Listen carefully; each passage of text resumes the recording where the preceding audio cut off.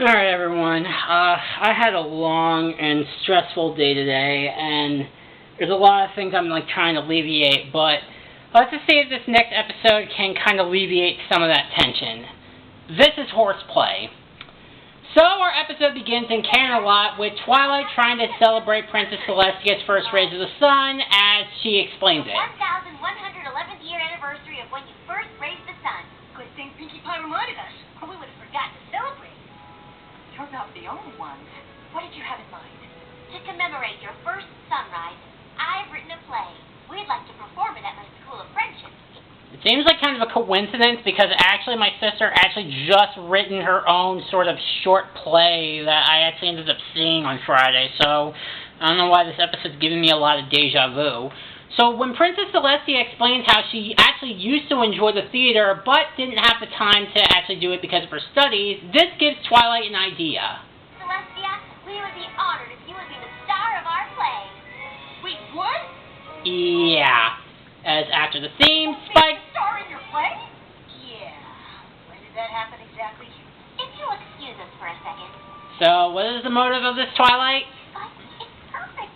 Princess Celestia has always wanted to be in a play, and this one's about her. I guess. But how are we supposed to give her directions? She's the ruler of Equestria. She's also our friend. Celestia's always kind to every pony. So if we have a chance to finally do something for her, we should. I do appreciate the motive, Twilight, but let's not forget, not every pony knows Princess Celestia personally, so they'll just view her as intimidating. And even though Celestia is hesitant about the offer, she ends up accepting anyway. Join your figure troop. As we see the rest of the main six back at the friendship school putting on their plays, as Twilight gives them the news. That pretty much gives Spike the same reaction. Yeah, that's how I felt too. I think how this episode's already giving me a few chuckles here and there. Starring in our play? This is huge! Well, she was a little nervous at first, but I told her not to worry. With us helping, it'll all go smooth as silk. I must find the silk. If Celestia's going to be in our play, we have to take everything up to the next level. None of these old ideas will do. Well, we're off to a great start. Yeah, forget my regular party cannon. For Princess Size Effect, we're gonna need Big Bertha! So while Applejack tries to calm everybody down and lets them know that Princess Celestia is a pony too, Starlight has a different type of motivation. Saving, this is different.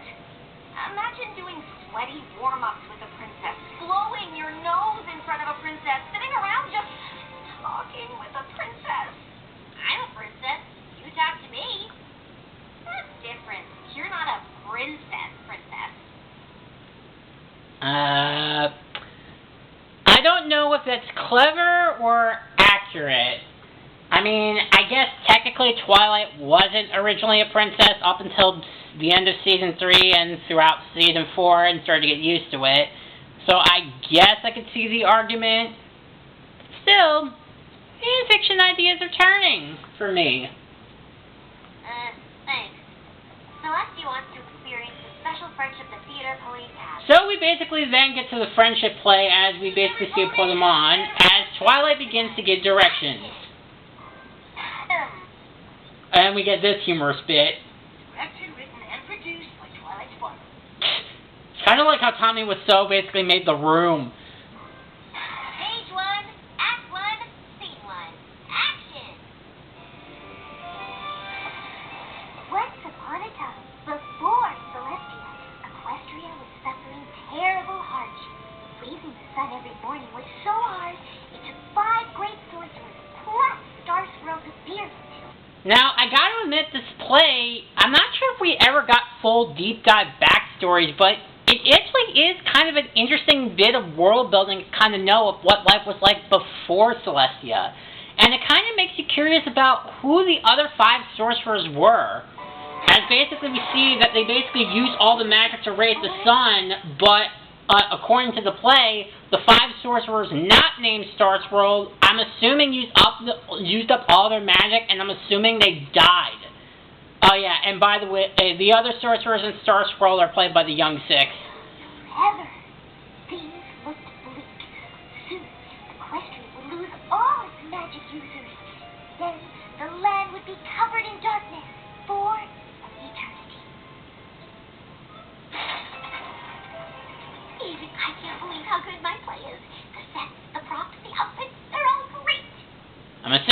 probably what Tommy Wiseau was saying when he was behind the scenes directing The Room. And here comes the best part. And thus we get the Princess Celestia, who comes out for a role, and...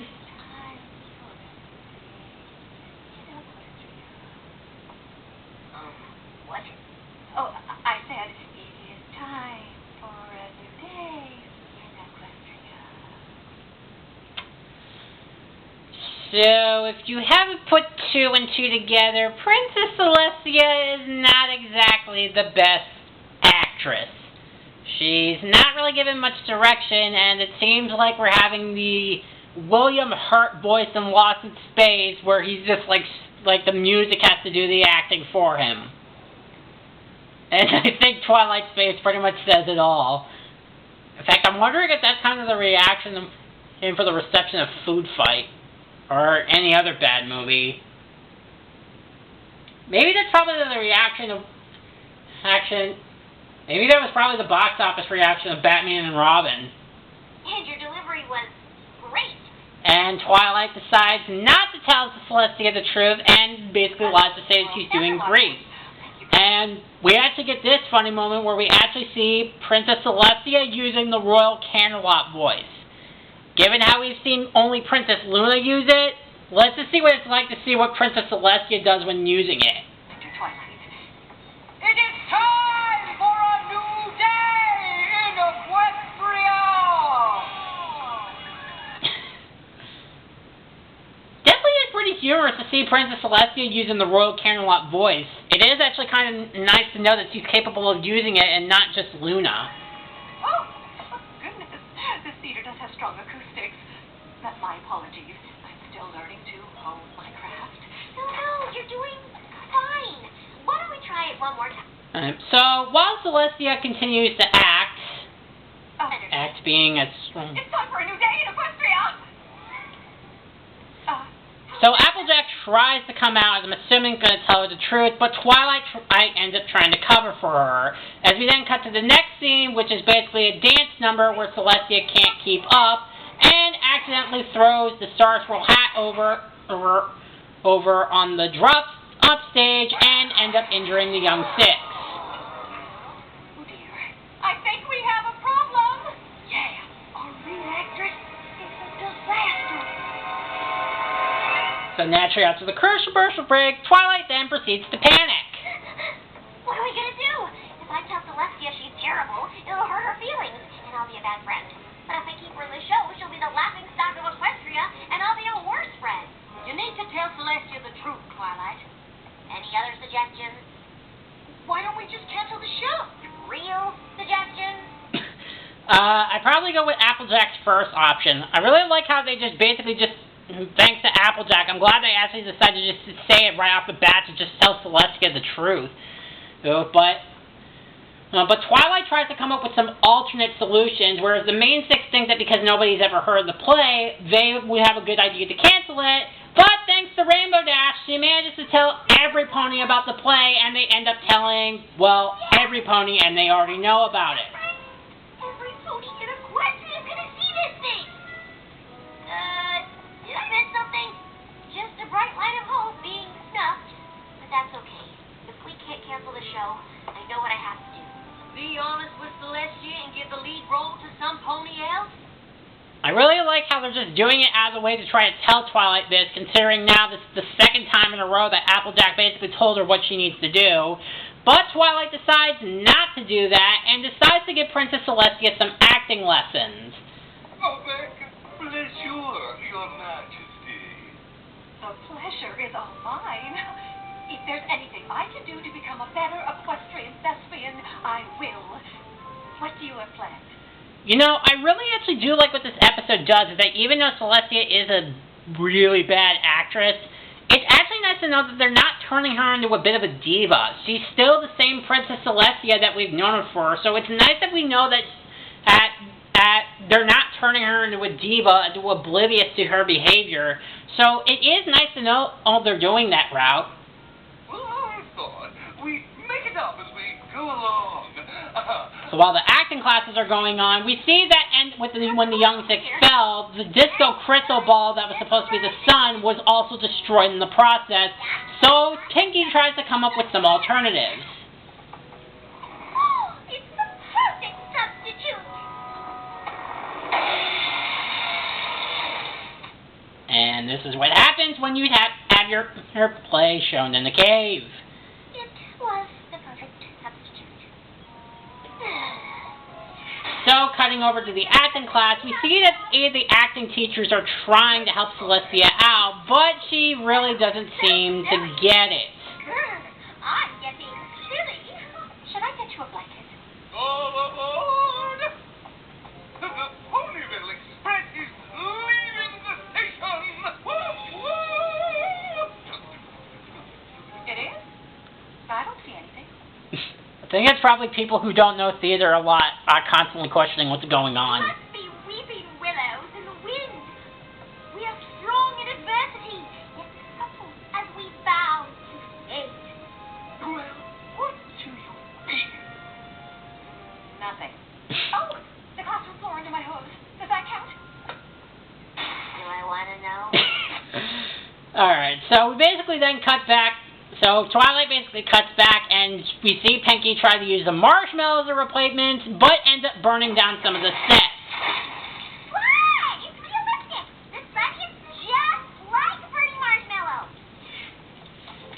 We don't see things get any better as Celestia tries to do charades, but nobody really seems to get it, and Twilight basically tries to keep acting like it's a good thing. Yeah. Now that's the best acting we've seen all day. I'm pretty much assuming that's what a lot of people were saying behind the scenes when they made the live-action Disney remake of Cinderella.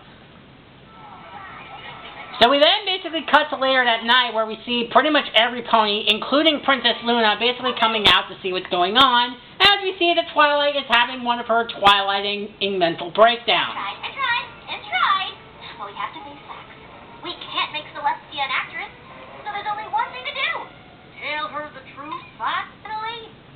The third time that Applejack has said this, and Twilight doesn't really listen. And what is her solution? No.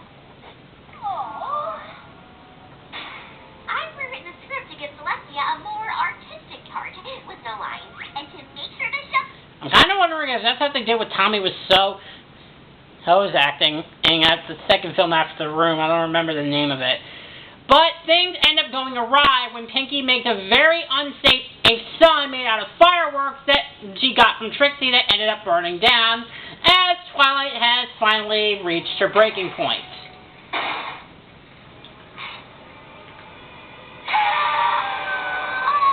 can't take it anymore. It was supposed to be a simple play. Just one simple play. And then everything goes wrong. From the stage to the prom, right down to the worst lead actress in Equestria.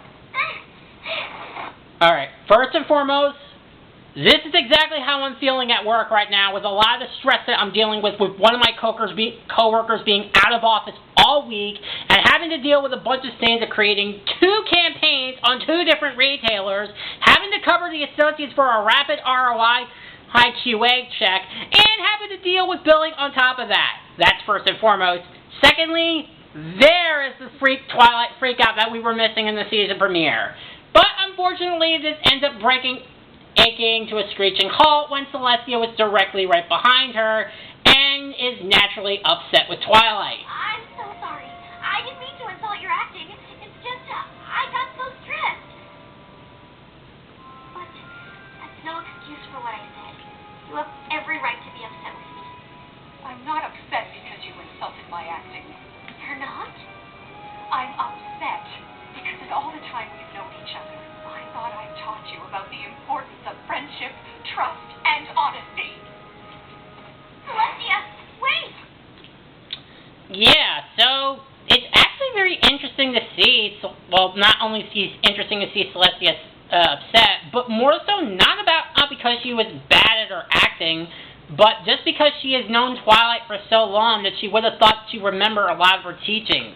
Essentially the thing that Applejack has literally tried to tell Twilight 3 times throughout the entire episode, but Twilight essentially just ignored the problem.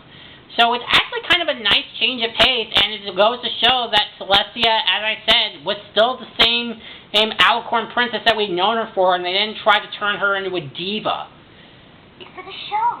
But because every pony has showed up for the show, it's not like they can basically cancel it right now. Standing room only. Did I do a good job of advertising for this thing or what? And Rainbow Dash still holding the record for the worst timing of the season. Sorry, we can't put on a show with no lead actress. You go find Celestia. We'll figure out a way to stall this thing till you get back. Good luck. No pony's gonna volunteer to try to tame that. No pony, indeed. Spike, you really kind of left your foot in your mouth on that one. And so Spike has to be the one to tame the crowd. So, who likes juggling? I would just like to take this opportunity to point out that this was not my idea whatsoever at all. So while that's going on, Twilight tries to talk to Princess Celestia, who is naturally really upset at the moment, and Twilight basically tries to talk to her. Silly. You've given me knowledge and advice and friendship. Just once, I wanted to be able to give something back to you. I know what I did was wrong. I should have told you the truth, but I promised you could be in our play. I had to make it work. Nothing would make me feel worse than knowing I disappointed you. You really mean that? Of course! I look up to you more than any pony I've ever met. I hate to let you down, like I did. You had good intentions, Twilight, but you know that the truth is always better than a well-meant lie. Didn't Applejack remind you? About 100 times. Well, from us watching the episode 3, but it is nice to know that even though she is upset, she is very understanding, and it is a very valuable lesson to understand that the truth is easier to say than a well-meant lie. Right. Where even if you try to spare someone's feelings, telling them the truth is much more easier to do. So the two end up making up, and they basically decide to go back after Spike was booed off the stage, as Celestia ends up taking charge of more of the productions. We'll do that, and I'll need actresses. No longer in that role. Rarity, Applejack, Pinkie Pie, Twilight, go calm the audience. Let them know the play will start in just a minute. Yeah, so it's nice to know to see Celestia actually taking charge of this whole thing as they basically make the backdrop and she ends up making Fluttershy the lead, but actually does a good job of calming her down and actually giving her confidence. Commanding, confident. Feel the rising sun's warmth. Equestria needs you. I think this is probably I'm kind of thinking, looking back on testing 1, 2, 3, this was probably what Fluttershy got from the inspiration when she made that mock play of her own version of Celestia. Once upon a time, before Celestia, Equestria was suffering terrible hardship. Raising the sun every morning was so hard that it took 5 unicorn sorcerers, plus stars full of bearded, to do it. And somehow they view that as a comedy. Great sorcerers! Yeah, apparently the great sorcerers who you don't even know who their names are. Then again, by extension of the audience, we don't really know their names unless somebody has looked them up. So after Spike ends up stalling, they do end up getting their attention back. Because it turns out Celestia has a special power to raise the sun all by herself. It's time for a new day in Equestria! In all the commotion, we forgot we don't have a sun. What do we do? Play charades. It's nice to know that Celestia has actually used her magic to gracefully raise the sun, which is definitely a lot better of a special effect. And the play ends up being a hit.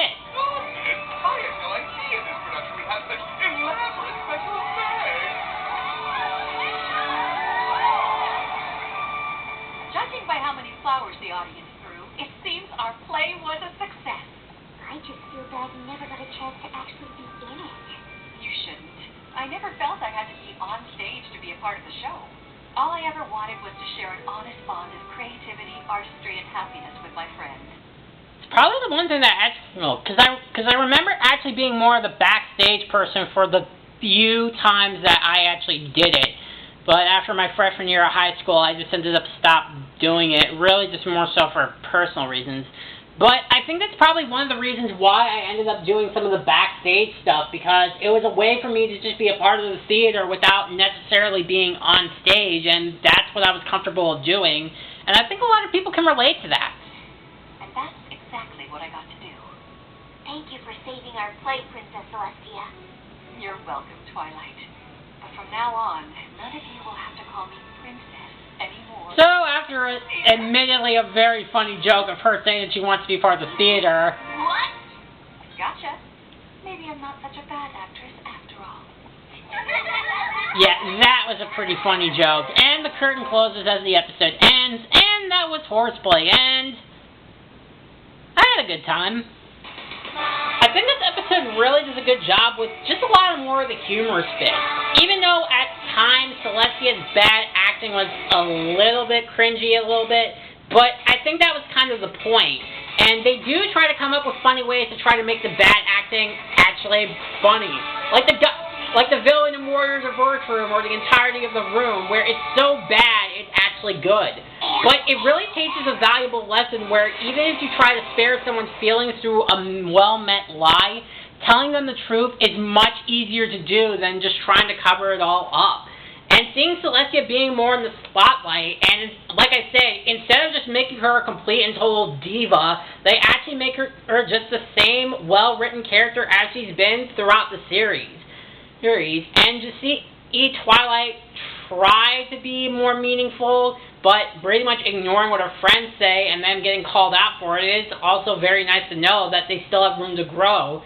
Well, mostly Twilight. But it is nice to know that she meant well, but it was just really just a well thought out lesson that I think a lot of people can relate to.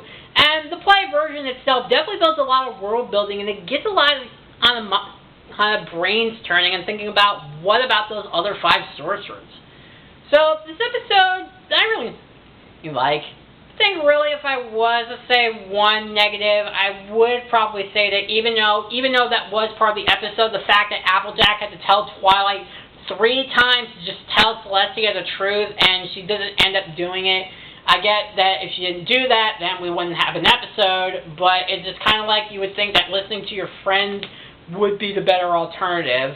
But that's just more of a minor nitpick. I think really if I was to give really a legitimate complaint, I guess really is just kind of, there's not really much else. I think it's just more minor nitpicks. I think this is another episode I really enjoyed.